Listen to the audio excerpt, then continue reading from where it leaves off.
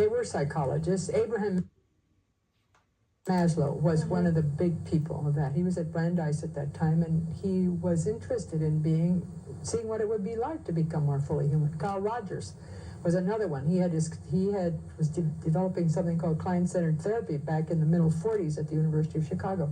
Then there were people like Charlotte Buehler and Jim Bugenthal and Rollo May and Tony Suttage and a lot of other people who joined at that time. And I was on the periphery of that. I didn't join until a little bit later, simply because I hadn't evolved to that point. But that's where it began. Jenny, what puzzles me is that we accept wars and killing so easily. It flabbergasts me when I see film footages of World War II and I see so many people dying or being killed. How is it that we accept all this killing? How do we get that we don't relate to all the killing that's being taken place? Just comment on that for us. This is a very important point you're bringing up, and what it has to do. Let me tell you where the roots of that were.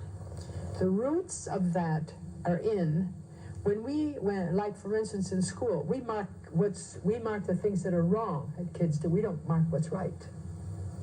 We believe and behaved as though that there was educational value in punishment.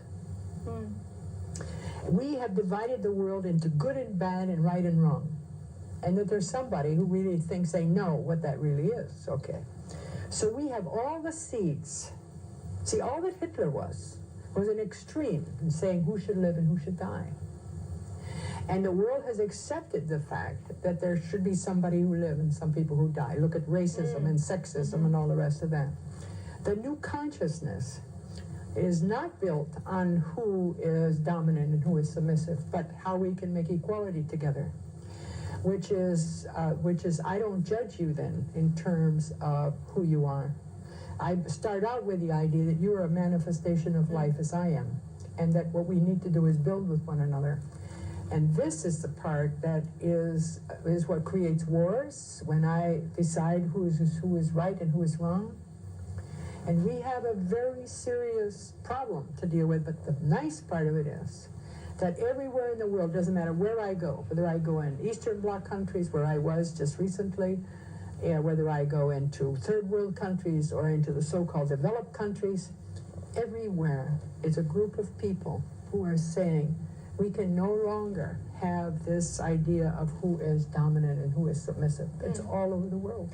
More and more that I watch television or go to the movies and I see the characters beating each other up and blood all over the place, people being killed, I ask myself, why is it that we accept this? Don't we see that people are in pain? Are we unconscious? What is it? Let me tell you something. Ask yourself, how could German people get themselves so outside of compassion that they could kill and maim the people that they did? How could it be that a person could think about all the people that got killed in Vietnam and in the Korean War and all the atrocities that are going on today and look at people as numbers?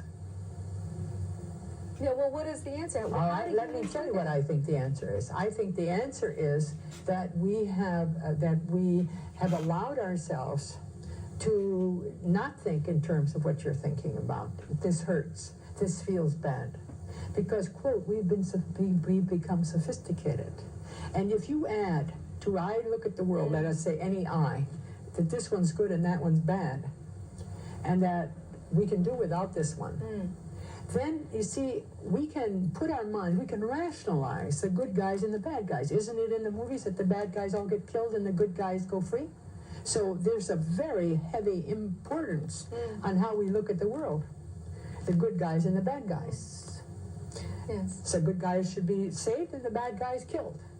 And then we remember that the definition of a bad guy is a whimsical one. Who I call a bad guy, you might call a good guy, or vice versa.